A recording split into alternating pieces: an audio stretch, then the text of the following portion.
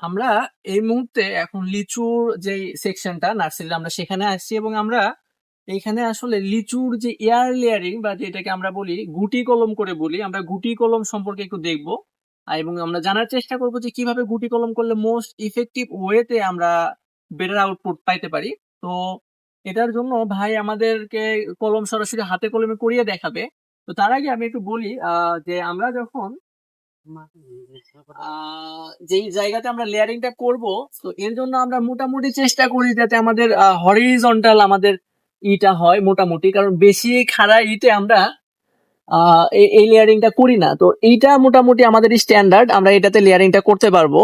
তো এইটা এরকম হইলে কি হবে আমি একটু বলি। মোটামুটি ধরেন আমাদের যেই এই জায়গাতে শিকড় গজানোর জন্য যে একটা হরমোনের প্রয়োজন হয়, অক্সিটোসিন হরমোন, অক্সিটোসিন মেবি সঠিক মনে করতে পারছি না।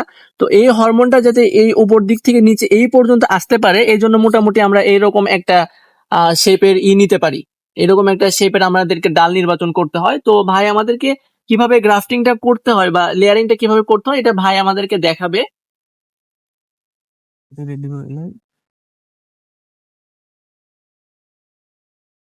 এগুলো কিন্তু গিট আছে, গিট পাতার গিট, যে কোনো একটা গিটের নিতে ভালো লাগবে। দাঁড়ান, মাটি আমাদেরকে কাদোটা দেখাচ্ছে। কাদো আমাদের একদম বেশি শক্ত হওয়া যাবে না, একদম বেশি নরম হওয়া যাবে না, মোটামুটি দোআঁশ নাকি ভাই? মোটামুটি দোআঁশ নিতে হয়। এবং আমরা একটু দেখি যে আমরা যে ডাল বা স্টেমটা আমরা কিভাবে কাট করবো, বা একটু স্টেমটা কাট করে দেখেন, এটা আমার হাতে দেন, সমস্যা নেই। তো এরপরে আমাদেরকে পলিথিনে নিতে হবে। এটা নর্মাল পলিথিন, আমরা যে পলিথিনটা প্রয়োজন এটা আমরা ম্যানেজ করতে পারিনি, তো আমরা এই পলিথিনে, নর্মাল যে পলিথিন, এইটাতে আমরা করে দেখাবো। এবং এটা আমাদের করতে হয় মালচিং করার জন্য যে একটা আলাদা পলিথিন পাওয়া যায়, বা গ্রাফটিং এর জন্য একটা আলাদা পলিথিন পাওয়া যায়, যেটা থিকনেস মোটামুটি 3.0 হয়ে থাকে। তো ভাই একটু আমাদেরকে ডালটা কেটে দেখাবে কিভাবে আমরা ডালটা কাট করব। জি ভাই।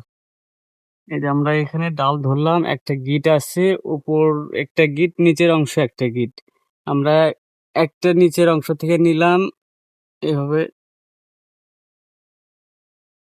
তারপর নিলাম নিচের অংশর এক পাস্ট, এভাবে আমরা ছালটা উঠালাম।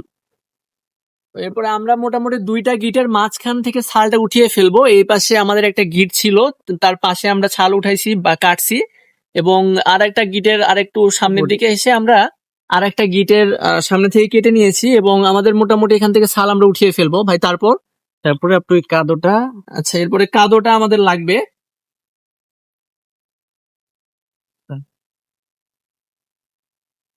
ওই কাদোটা এখানে লাগালাম এইটা। তো কাদোটা আমাদেরকে যে কাটা অংশ যেখানে আমরা ছাল উঠাইছি হ্যাঁ, সেই এটা অংশটাতে ঢাকা লাগিয়ে দিলাম। দিতে হবে এবং পলিথিনতে মুড়িয়ে আর দিতে যে হবে। গিট আছে গিটের দুই পাশেই ঢেকতে হবে।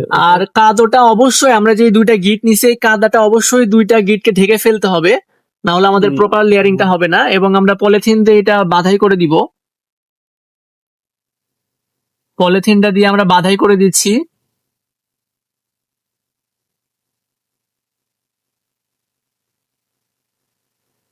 তো এই লেয়ারিং এর মাধ্যমে আপনি একদম যে অরিজিনাল যে মাতৃ যে উদ্ভিদ, এই উদ্ভিদের যেই ফলন একদম সেম ফলনটাই পাবেন এইখান থেকে। এই যে যেই অংশটুকু আমরা কাদা দিয়ে ঢেকে দিয়েছি, তো এখান থেকে আমাদের শেকড় বের হবে এবং এটা কেটে নিয়ে আপনি নতুন একটা উদ্ভিদ হিসেবে এটা প্রতিস্থাপন করতে পারবেন। তো যেটা একদম আপনার মূল যে উদ্ভিদ, মাদার প্লান্ট বলি আমরা, একদম মাদার প্লান্টের হুবহু ফলনটা দিয়ে থাকবে।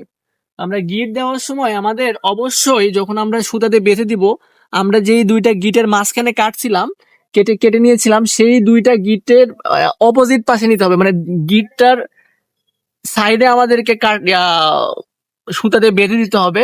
যদি এমনটা না করি তাহলে আমাদের প্রপার যেই যে আমাদের শেকড়টা এটা ঠিকভাবে বের হবে না। এখানে আমাদের কোথাও গিট ছিল, আমরা গিটের এই দিকে সরে কোনো একটা জায়গাতে আমরা বেঁধে দিয়েছি, এবং এই পাশেও আমাদের গিটটা থেকে একটু সরে আমরা এটা বাধাই করব। তো এই ছিল আমাদের মোটামুটি এয়ার লেয়ারিং, যেটা আমরা বলি এয়ার লেয়ারিং।